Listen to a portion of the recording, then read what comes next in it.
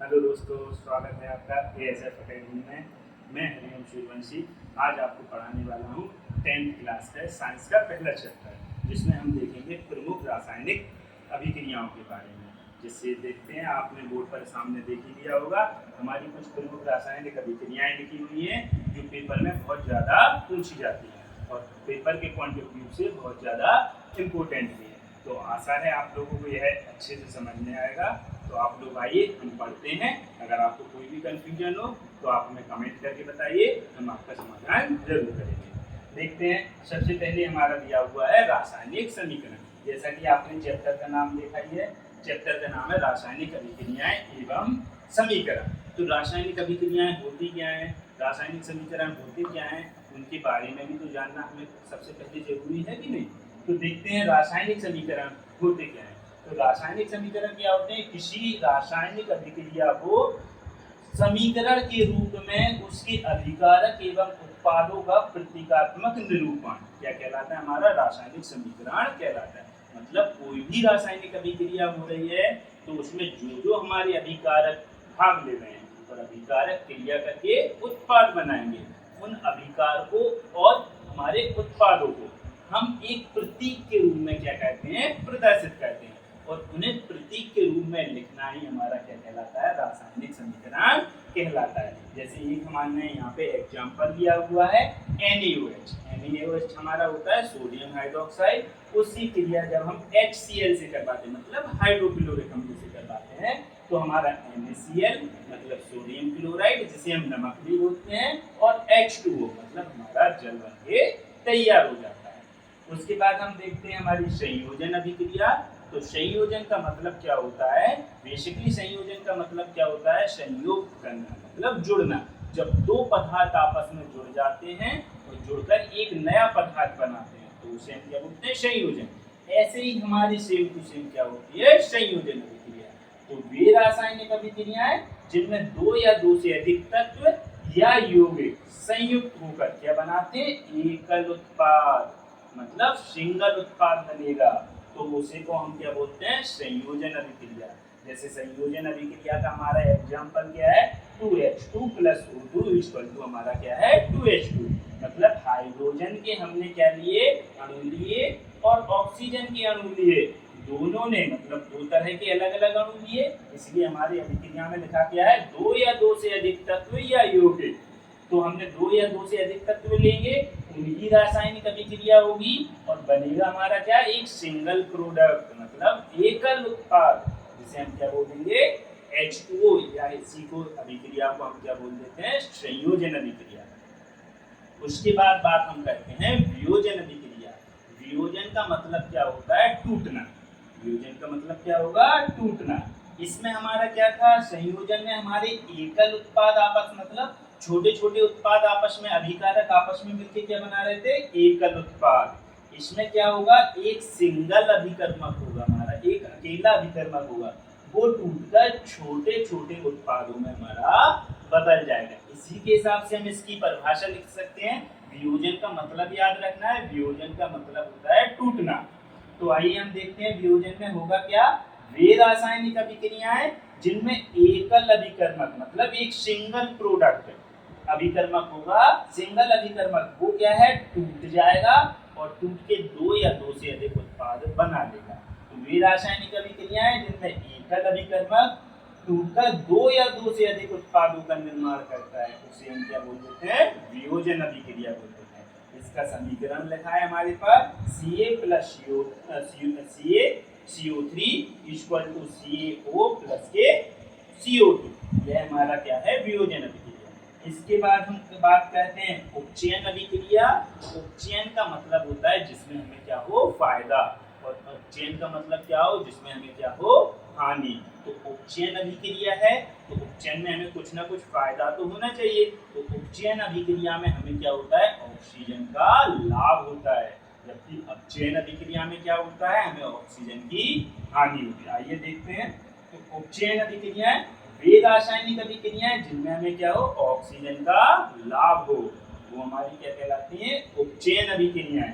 जैसे यहाँ पे देखिए हाइड्रोजन के अणु के साथ हमारा ऑक्सीजन का जुड़ा, तो आपस में हमारे जुड़ने से फिर क्या बन गया H2O, मतलब हाइड्रोजन के साथ क्या जुड़ गया, ऑक्सीजन, मतलब हाइड्रोजन का किसका लाभ हो गया, ऑक्सीजन का लाभ हो गया। ऐसे ही सेम टू सेम, बस इसके विपरीत हमारी क्या होगी, अपचयन अभिक्रिया। अपचयन का मतलब होता है उस चीज का घट जाना या कमी हो जाना। इसमें क्या होगा, वे रासायनिक अभिक्रियाएं जिनमें ऑक्सीजन की क्या हो जाती है, हानि हो जाती है, उन्हें हम क्या बोलते हैं, अपचयन अभिक्रिया कहलाती हैं। जैसे इसमें क्या है, CuO प्लस के H2 equal to Cu plus H2O। तो इसमें क्या हुआ, कॉपर ऑक्साइड था, इससे क्या हो गई, ऑक्सीजन निकल गई, इससे ऑक्सीजन छूट गई, तो इसे ऑक्सीजन का क्या हो गई, हानि हो गई। तो इसमें क्या हुआ, यहाँ पे कॉपर हमारा क्या बचा, अकेला, इसलिए इसे क्या बोलेंगे, अपचयन अभिक्रिया।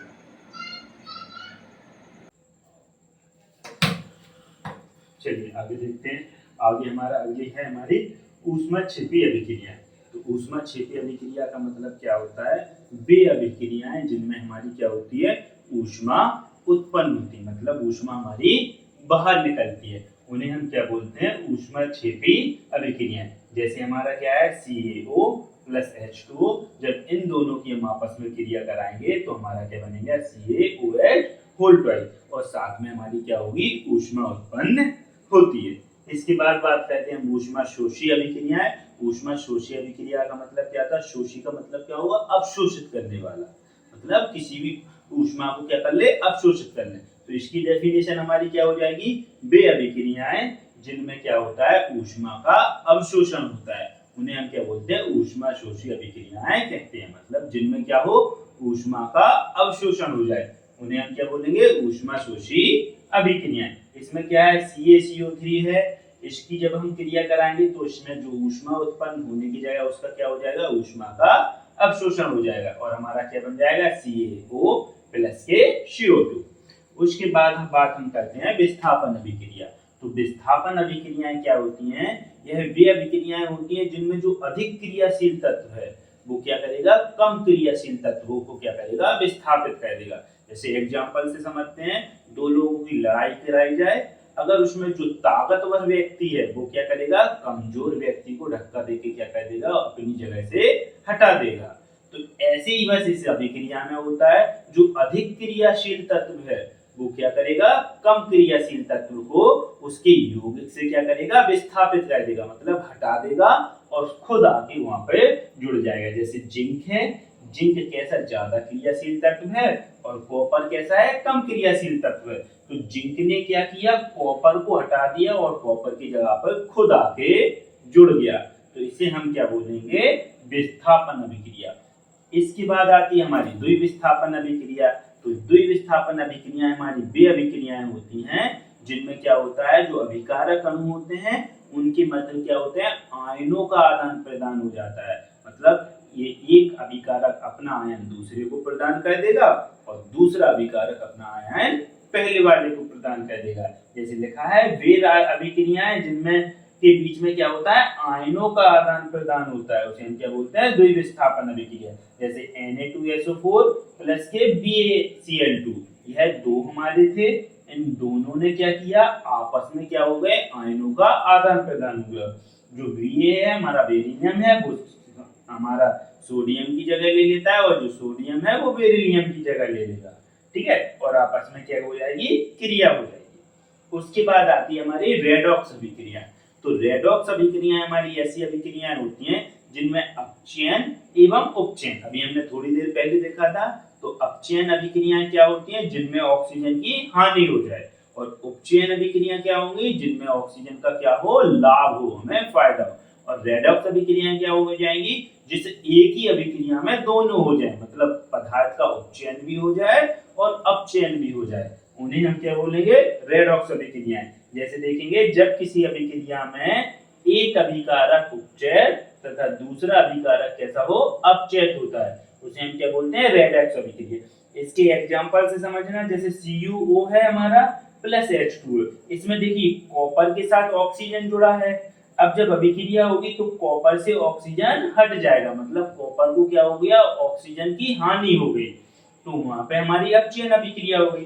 और जो हाइड्रोजन था, हाइड्रोजन के साथ ही यहाँ पर ऑक्सीजन आके जुड़ गया, मतलब इस हाइड्रोजन को ऑक्सीजन का क्या हो गया, लाभ हो गया, तो उसे हम बोलेंगे उपचयन। तो आया समझ में कि इसमें क्या होगा, रेडॉक्स अभिक्रिया में अपचयन एवं उपचयन दोनों क्रियाएं कैसी होती हैं, साथ साथ होती हैं।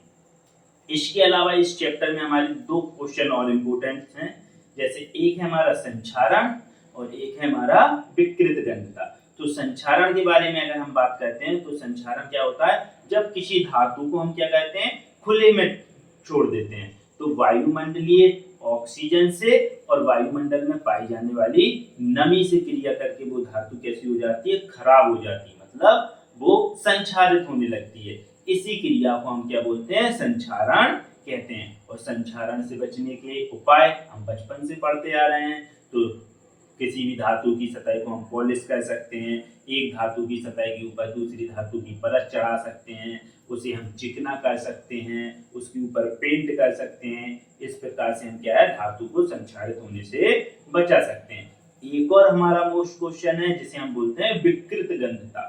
विकृत गंधता का मतलब क्या होता है, जब भी कोई तेल एवं वसायुक्त पदार्थ होता है, जब भी कोई तेल एवं वसायुक्त पदार्थ होगा जो हम कैसे खुले में छोड़ दें, अगर खुले में छोड़ देंगे तो वो क्या करेगा, वायुमंडल से ऑक्सीजन को ग्रहण करेगा, और जब ऑक्सीजन को ग्रहण करेगा तो उससे ऑक्सीजन जुड़ जाएगी, और जब ऑक्सीजन जुड़ रही है, ऑक्सीजन का लाभ हो रहा है, तो हमारी कौन सी अभिक्रिया होगी, उपचयन अभिक्रिया।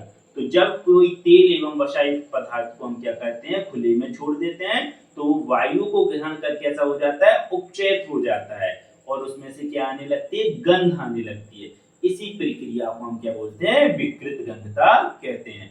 और इससे बचने के लिए हमें क्या करना चाहिए, जो हमारे तेल एवं वसायुक्त पदार्थ हैं उन्हें वायुरोधी डिब्बे में या एयर टाइट कंटेनर में हमें भर के रखना चाहिए।